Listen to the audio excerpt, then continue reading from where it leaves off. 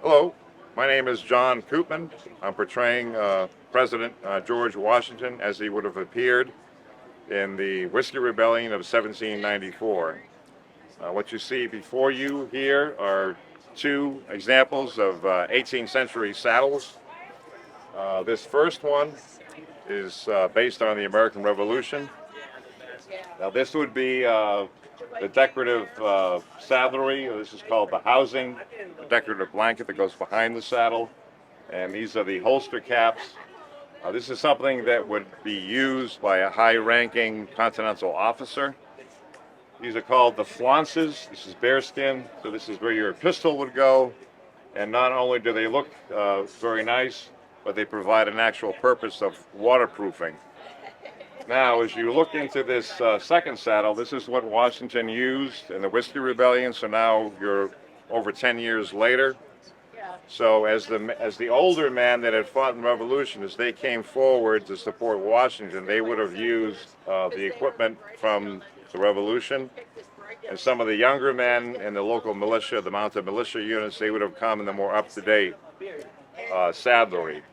Now, one of the things that jump out at you is, now this is a replica of an actual 1790s saddle, a very faithful replica by a man. All of this is made by a man by the name of Stuart Lilly.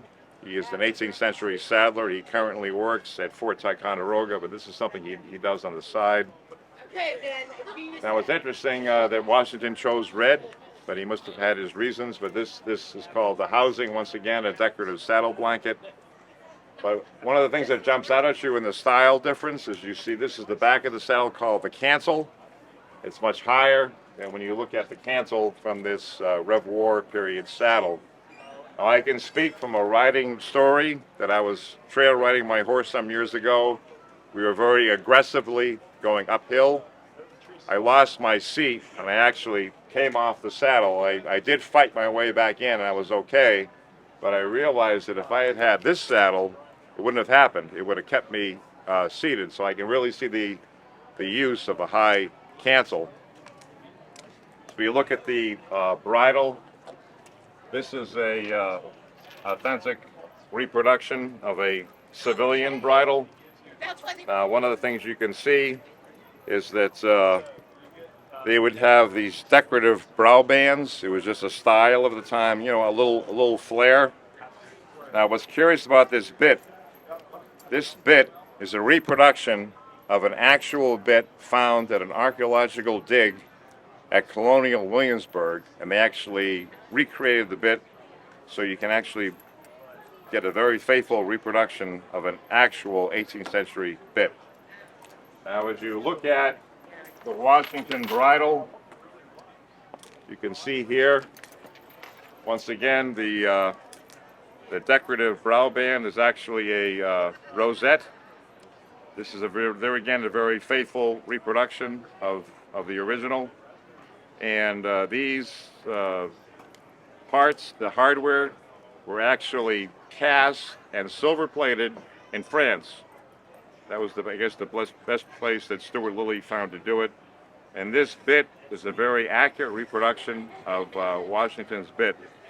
So this is all a very thorough reproduction of Washington's saddle and saddle. So as you can see here, this is all based. So not only was Stuart Lilly using his expertise, what he learned of 18th century saddlery, but when you can get a good digital image, the original is at the Metropolitan Museum of Art in New York City. So if you get a good digital image, you can get great detail from the original. And as you can see, it's a very faithful reproduction. As I just learned today, there was one of the spectators made an interesting point, why the red. If you look at this painting, what do you see?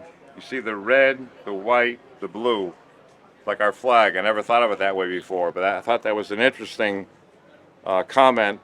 I don't know whether Washington chose it for that reason, but I do find it quite intriguing, the red, white, and blue of our flag. So that concludes our remarks. Thank you for listening.